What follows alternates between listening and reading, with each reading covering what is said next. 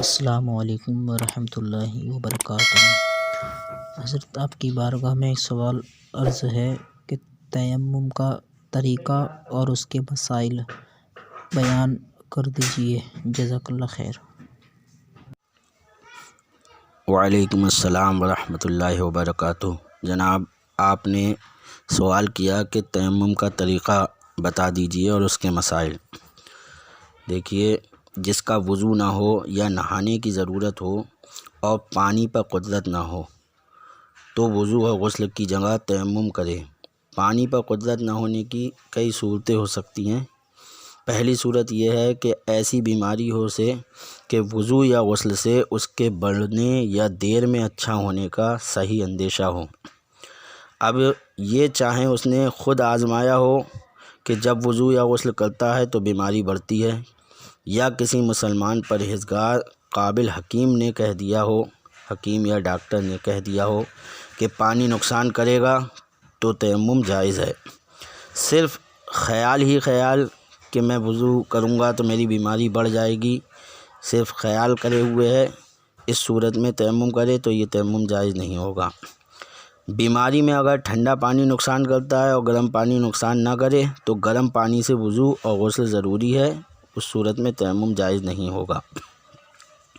دوسری صورت یہ ہے کہ وہاں چاروں طرف ایک ایک میل تک پانی کا پتہ نہیں تو تیمم جائز ہے، یعنی جہاں یہ موجود ہے چاروں طرف ایک ایک میل تک پانی کا پتہ نہیں۔ اگر یہ گمان ہے کہ 1 میل کے اندر پانی ہوگا تو پھر تلاش کر لینا اس کے لیے ضروری ہوگا، بغیر تلاش کیے اگر اس نے تیمم کیا تو جائز نہیں۔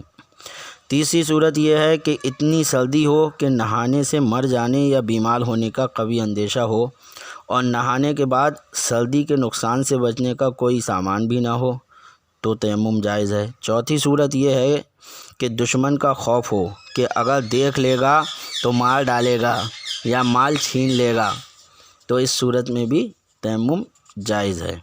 پانچویں صورت یہ ہے کہ جنگل میں ڈول رسی نہیں، یعنی کنواں تو پا لیا اس نے، پانی بھی پا لیا، لیکن کوئی ایسی صورت نہیں کہ جس سے پانی نکال سکے، پانی بھر لے، تو اس صورت میں بھی تیمم جائز ہے۔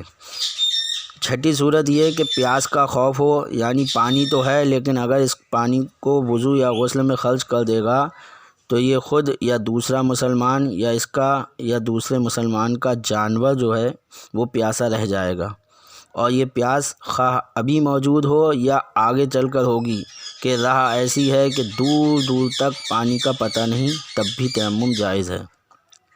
پانی موجود ہے مگر آٹا گوندنے کی ضرورت ہے، جب بھی تیمم جائز ہے۔ اور ساتویں صورت یہ ہے کہ پانی مہنگا ہو، جہاں پر ہے پانی بہت مہنگا ہے، یعنی وہاں جس بھاؤ بکتا ہے اس سے دگنا دام مانگتا ہے، جتنا اس علاقے میں جہاں ہے جس بھاؤ بکتا ہے اس سے دگنا مانگ رہا ہے وہ، تو اس صورت میں پانی نہ لے بلکہ تیمم کر لے، تیمم جائز ہو جائے گا۔ آٹھویں صورت یہ ہے کہ پانی تلاش کرنے میں قافلہ نظر سے غائب ہو جائے گا یا ریل چھوٹ جائے گی تو تیمم جائز ہے۔ نویں صورت یہ ہے کہ یہ گمان کہ وضو یا غسل کرنے میں عیدین کی نماز جاتی رہے گی، تب بھی تیمم جائز ہے۔ 10ویں صورت یہ ہے کہ آدمی میت کا ولی نہ ہو اور ڈر ہو کہ وضو کرنے میں نماز جنازہ نہ ملے گی، تب بھی تیمم جائز ہے، وغیرہ وغیرہ، اور بھی بہت سی صورتیں سامنے آ سکتی ہیں۔ کل ملا کر یہ ہے کہ جب ہم پر پانی پر ہمیں قدرت نہیں ہے تو ہمارے لیے تیمم جائز ہو جائے گا۔ اب تیمم کا طریقہ کیا ہے؟ تو دیکھیے، تیمم کا طریقہ یہ ہے کہ پہلے تیمم کی نیت کرے۔ نیت جو ہے وہ تیمم میں فرض ہے، اور نیت کیا کرے گا؟ یوں کرے کہ تیمم کرتا ہوں بے غسل یا بے وضوئی کی ناپاکی دور ہونے اور نماز جائز ہونے کے لیے، اور بسم اللہ کرے، اور بسم اللہ کہہ کر پھر مٹی پر ہاتھ مارے، مٹی پر مارے یا کوئی بھی زمین کی جنس سے کوئی چیز ہو، جیسے پتھر ہے، ریتا ہے، یعنی جو زمین کی جنس سے ہے اس پر ہاتھ مارے، ایسی پاک چیز پر ہاتھ مارے جو زمین کی قسم سے ہو۔ دونوں ہاتھ مار کر الٹ لے، اگر زیادہ گرد لگ گئی ہو تو ہاتھ جھاڑ لے، اور اس سے سارے منہ کا مسح کرے، اور جھاڑے ہاتھ اس طرح نہ جھاڑے کہ جیسے جو ہے عام طور سے لوگ آپس میں ہاتھ رگڑ لیتے ہیں، بلکہ انگوٹھے سے انگوٹھے کو ملا کر ہتھیلیاں نیچے کر کے انگوٹھے سے انگوٹھے کو ملا کر آپس میں ایسے ٹکرائے جس سے وہ جھڑ جائے گی۔ پھر اس سے سارے منہ کا مسح کرے۔ پھر دوسری مرتبہ یوں ہی ہاتھ مارے اور ناخن سے لے کر کوہنیوں سمیت دونوں ہاتھوں کا مسح کرے، یہ تیمم ہو جائے گا۔ اس میں یہ دھیان رکھیں کہ جیسے پانی ہر جگہ بہنا ضروری ہے، اسی طرح مسح کرنے میں بھی جب ہم چہرے کا مسح کریں تو چہرے کے ہر حصے کا مسح ہو جانا چاہیے، اور جب ہم ہاتھوں کا مسح کریں تو ہاتھوں کے ہر حصے کا مسح ہو جانا چاہیے۔ تیمم میں سر اور پیر پر مسح نہیں۔